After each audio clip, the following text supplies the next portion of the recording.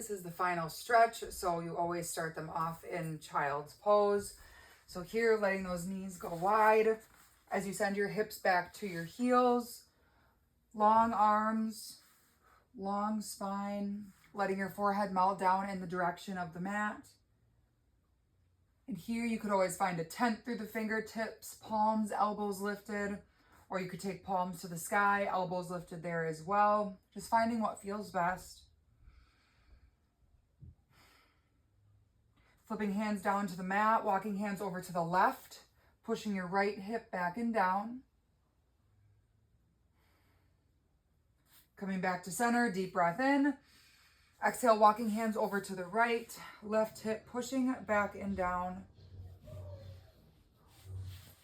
Coming back to center, taking hands the width of the mat as you draw the knees together underneath the chest, drawing the head forward and through into that cobra, high arm or forearm at the top, then sending your hips back, child's pose. And two more, finding your tempo, your rhythm, drawing forward and back. Last time here, drawing forward, holding at the top, high arm or forearm, relaxing your shoulders. Then as you lower, bringing the left cheek down to the mat. Lifting up, gazing over the right shoulder. Then switch it up, bring that right cheek down this time.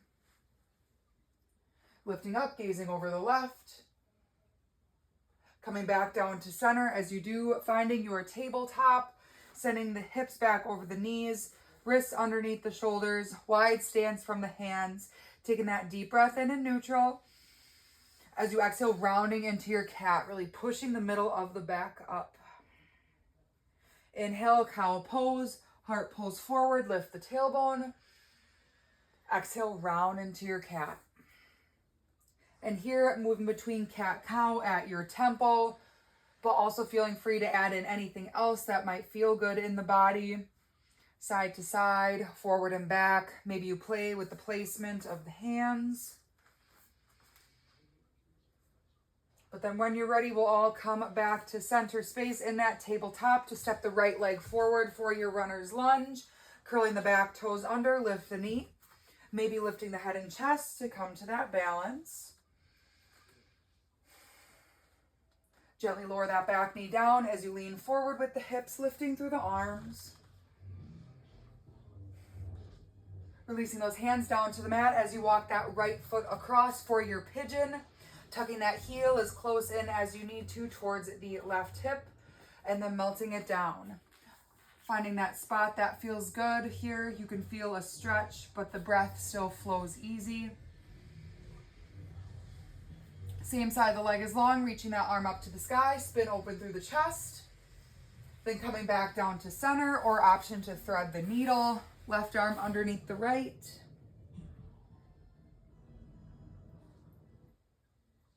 Coming back here to rise on up, hovering over the back knee as that right leg comes forward. Finding a flex with the foot, grab with the opposite hand, coming down nose towards your knee. Staying right here, or maybe going for your best splits. But then we'll all wiggle back to center just to swap out legs. Right leg comes back as your left leg comes forward for your runner's lunge. Curling the back toes under, lift the knee. Or maybe lifting that head and chest, coming to your balance on this side.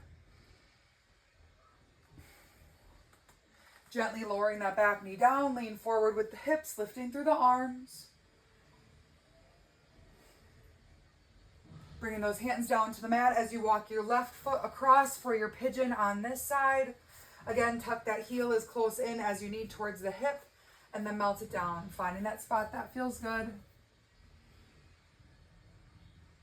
Same side, the leg is long, reaching that arm up to the sky, spin open through the chest.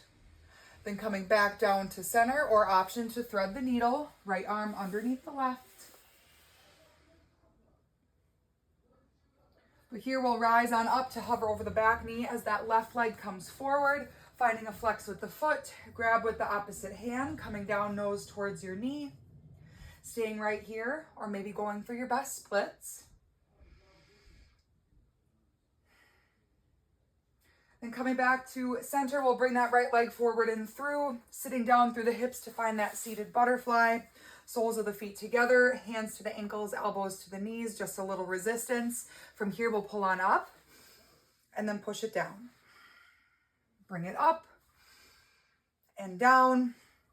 Last time, lifting up, then finding that halfway point, pushing up as you're pulling down, inner thighs engaging, roll your shoulders back, and then let it go, fold over the feet. Lifting up through your shoulders, letting those legs go long in front of you. Reposition as you need. Lifting the arms to fifth, interlace the fingers, forward fold over the legs.